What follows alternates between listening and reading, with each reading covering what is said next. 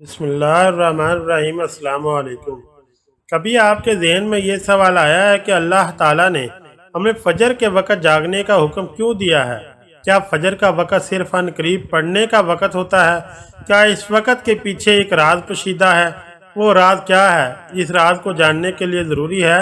کہ ہم پہلے نماز کے بارے میں جانیں، جو ہم پر دن میں 5 مرتبہ فرض کی گئی ہے۔ اور یہ 5 نمازیں کس طرح فرض ہوئیں، ان کے پیچھے بھی ایک شاندار وجہ ہے، جس کا مظاہرہ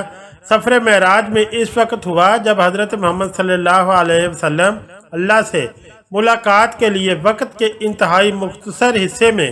7ویں آسمان سے بھی آگے تشریف لے گئے۔ اس رات اللہ تعالیٰ نے ایک خاص پس منظر میں اپنے حبیب صلی اللہ علیہ وسلم کو آسمان پر بلایا اور اپنے خصوصی انعامات سے نوازا۔ اس مبارک سفر میں اللہ تعالیٰ نے اپنے قرب خاص سے نوازا، انبیاء کرام سے ملاقاتیں کروائیں، جنت و جہنم کا مشاہدہ کروایا اور نیکیوں کے اجر و ثواب اور بروں کے انجام و عذاب کا نظارہ کروایا۔ اس عظیم سفر میں بہت سے انعامات سے نوازا گیا، جن میں ایک خاص انعام امت کے لیے نماز کا تحفہ بھی ہے، اور قیامت تک کے لیے انسانوں کو اپنے معبود اور خالق سے قریب تر کرنے کا عظیم تحفہ اور عبادت یعنی نماز اسی سفر میں عطا کی گئی۔ معراج کی رات جب آپ صلی اللہ علیہ وسلم کو اللہ نے 50 نمازوں کا حکم دیا تو حضرت موسیٰ علیہ السلام کے کہنے پر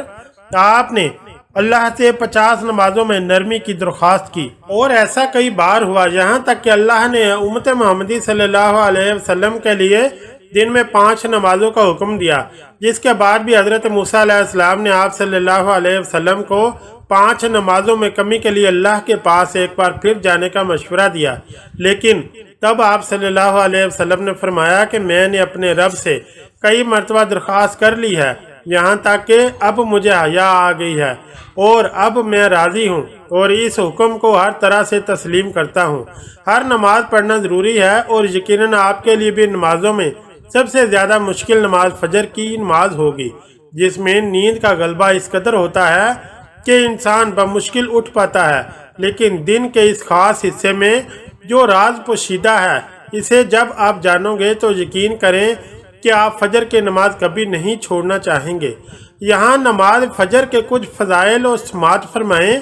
5 نمازوں میں سب سے اہم نماز فجر کی ہے۔ اس کی اہمیت کا اندازہ اس بات سے لگائیں کہ اللہ تعالیٰ فجر کے وقت کی قسم اٹھاتا ہے اور فرماتا ہے، قسم ہے فجر کی اور 10 راتوں کی اور جفت و طاق کی اور رات کی جب وہ چلنے لگے، یقیناً ان میں عقل مند کے لیے بڑی قسم ہے۔ حضرت عائشہ صدیقہ رضی اللہ تعالی عنہا سے روایت ہے کہ حضور اقدس صلی اللہ علیہ وسلم ارشاد فرماتے ہیں کہ فجر کی 2 رکعتیں دنیا مافیا سے بہتر ہیں۔ صحیح مسلم۔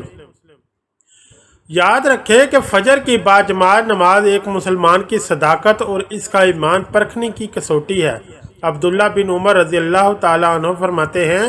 ہم اگر فجر اور عشاء کی نماز میں کسی آدمی کو نہ پاتے تو اس کے بارے میں اچھا گمان نہیں رکھتے تھے۔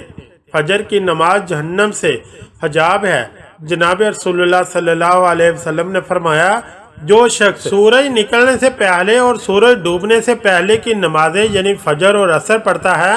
وہ ہرگز جہنم کی آگ میں داخل نہیں ہوگا۔ فجر کی نماز جنت کی ضمان ہے۔ رسول اللہ صلی اللہ علیہ وسلم نے ارشاد فرمایا، جو شخص 2 ٹھنڈی نمازیں یعنی فجر اور عصر پابندی سے پڑھتا ہے، وہ جنت میں داخل ہوگا۔ فجر کی نماز نہ پڑھنے پر وعید۔ حضرت عبداللہ رضی اللہ تعالی عنہ سے روایت ہے کہ جناب رسول اللہ صلی اللہ علیہ وسلم کے سامنے ایک ایسے شخص کا تذکرہ کیا گیا جو صبح ہونے تک سوتا رہتا تھا، یعنی فجر کی نماز ادا نہیں کرتا ہے، تو آپ صلی اللہ علیہ وسلم نے ارشاد فرمایا، ایسے شخص کے کانوں میں شیطان پیشاب کر دیتا ہے۔ فجر کی نماز کے لیے کس طرح اٹھیں؟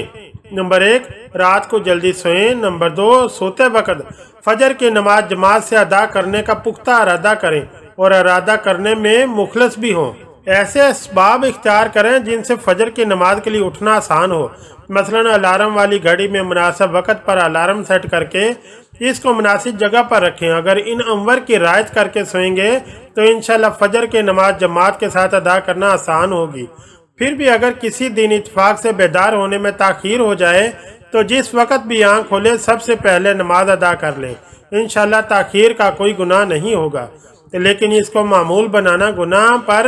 مداومت کرنا ہے جو کسی بھی طرح جائز نہیں۔ دنیا میں کئی ایسے لوگ ہیں جنہیں بے خوابی کی شکایت ہوتی ہے، جس میں وہ ساری رات سو نہیں پاتے اور پورا دن کام کاج کر کے جب رات کو بھی سو نہیں سکتے تب کئی طرح کی ذہنی اور جسمانی بیماریاں جنم لیتی ہیں، اور اس بیماری کا شکار آج ہر دوسرا تیسرا شخص ہو رہا ہے، جس کی بڑی وجہ اللہ کے احکامات کو پیچھے چھوڑ کر دنیا کی رنگینیوں کے پیچھے بھاگنا ہے۔ ساری رات جاگنے کے بعد فجر کے قریب کچھ دیر نیند آ جاتی ہے، لیکن وہ نیند جسم کو پرسکون نہیں رکھتی، جس کی وجہ سے اکثر لوگ جاگتے رہتے ہیں اور ہر قسم کی دوائیوں کے استعمال کے باوجود جب سو نہیں پاتے تو وہ اللہ سے یہ سوال ضرور کرتے ہوں گے کہ اللہ مجھے نیند کیوں نہیں آتی، آخر کیا وجہ ہے؟ بہت کم لوگ ہوتے ہیں جو اس کیفیت میں اپنے اندر پیدا ہونے والی اس آواز کو سن پاتے ہیں جس میں ان سے کہا جاتا ہے کہ بستر سے نکلو، نماز پڑھو، اللہ کا ذکر کرو، اور یقین کریں جو لوگ اس آواز کو سن پاتے ہیں وہ اس پر عمل کرتے ہیں، انہیں تا حیات کبھی بھی بے خوابی کی شکایت نہیں ہوگی۔ اس حوالے سے ایک صوفی نظم ہے جسے ایک امریکی مسلم نے ترجمہ کیا ہے، جس کا ٹائٹل ہے دوبارہ مت سو جانا، صبح کی ٹھنڈی ہوائیں ایک راز لاتی ہیں، تمہارے لیے دوبارہ مت سو جانا، خود سے پوچھو تم کیا چاہتے ہو، دوبارہ مت سو جانا، لوگ دروازے کی چوکھٹ سے آ جا رہے ہیں، جہاں دو دنیایں ملتی ہیں وہ دروازہ گول اور کھلا ہے، دوبارہ مت سو جانا۔ اس نظم میں بیان کردہ دروازہ ہماری دنیا اور اس دوسری دنیا کا ہے جہاں سے فرشتے ہر صبح اور شام کو اترتے ہیں، جن کا ذکر اس حدیث پاک میں ملتا ہے جس میں آپ صلی اللہ علیہ وسلم نے فرمایا ہے کہ رات اور دن میں فرشتوں کی ڈیوٹیاں بدلتی رہتی ہیں، اور فجر اور عصر کی نمازوں میں ڈیوٹی پر آنے والے اور رخصت پانے والوں کا اجتماع ہوتا ہے۔ پھر تمہارے پاس رہنے والے فرشتے جب اوپر چڑھتے ہیں تو اللہ تعالیٰ پوچھتا ہے، حالانکہ وہ ان سے بہت زیادہ اپنے بندوں کے متعلق جانتا ہے، کہ میرے بندوں کو تم نے کس حال میں چھوڑا؟ تو وہ جواب دیتے ہیں کہ ہم نے جب ان کو چھوڑا تو وہ فجر کی نماز پڑھ رہے تھے، اور جب ان کے پاس گئے تب بھی وہ عصر کی نماز پڑھ رہے تھے۔ فجر اور عصر کی نمازوں کے اوقات میں سونے سے منع کرنے کے پیچھے بھی ایک بڑی وجہ ہے، اور یہ کہ سائنس کہتی ہے کہ صبح سورج طلوع ہوتے وقت اور شام کو غروب ہونے سے پہلے سونا نہیں چاہیے، کیونکہ صبح کے وقت زمین پر آکسیجن کے وافر مقدار میں فراہم ہوتی ہے، جس وقت ماحول تر و تازہ ہوتا ہے، اور یہ آکسیجن آپ کو دن بھر فٹ رکھنے کے لیے انتہائی ضروری ہوتی ہے۔ تو جو اس وقت سو جاتا ہے تو وہ اس تازہ آکسیجن سے محروم رہ جاتے ہیں، اور عصر کے وقت زمین پر آکسیجن کی کمی ہو جاتی ہے،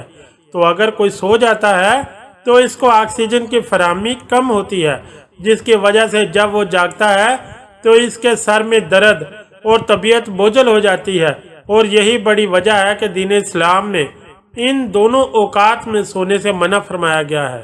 نماز فجر کے بارے میں ایسے بے شمار فضائل اور بھی ہیں جن کو ہم نہیں جان سکتے، لیکن اگر انسان ان کو جان لیں تو کبھی کوتاہی نہ کرے۔ رسول اکرم صلی اللہ علیہ وسلم کا فرمان ہے، اگر وہ لوگ عشاء اور فجر کی فضیلت کے بارے میں جان لیں تو وہ ضرور بالضرور نمازوں میں حاضر ہوں، چاہے ان کو خود کو گھسیٹتے ہوئے ہی آنا پڑے۔ اب آپ خود اندازہ کیجئے کہ ایک طرف ان دونوں نمازوں کی کتنی فضیلت و اہمیت ہے، اور دوسری طرف ان کی ادائیگی میں کتنی سستی اور لاپرواہی برتی جاتی ہے۔ اللہ تعالی ہم سب کو 5 وقت نماز پڑھنے کی توفیق عطا فرمائے، آمین ثم آمین۔ اگر ویڈیو اچھی لگی ہے تو چینل کو لائک اور سبسکرائب کریں۔ شکریہ، اللہ حافظ۔